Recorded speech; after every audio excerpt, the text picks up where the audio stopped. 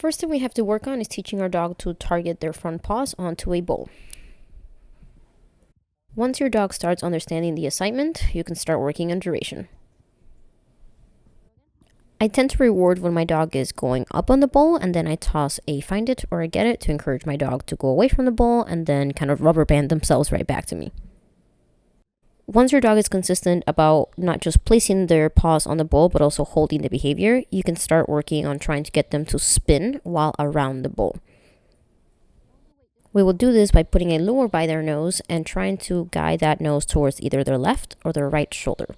What you want to look for is your dog moving their back paws towards the side. Even if it's just one tiny little step, you want to mark, reward, and then toss a treat. Some dogs might take a little bit longer on this step than others, but take your time. Remember that we don't really have to rush through any of this stuff. Once your dog is pretty proficient with how they're moving their rear end, you can start incorporating yourself and an actual heel position when asking for this cue. For us, our heel is on the left-hand side, so now John is positioning himself on the right side of the bowl and luring Cows to put his paws up into that heel position. Nice, that's it. After a couple of tries, you can see that Cows actually starts volunteering putting his paws on the bowl as he's pivoting to get into that heel position.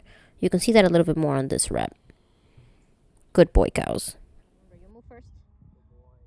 Once your dog is pretty comfortable with putting their paws up on the bowl and pivoting into that heel position, you can actually start walking with your dog. So you can see that now when Cows gets on and he gets into position, John takes a step to go around the bowl at the same time that he is luring Cows to shift his feet.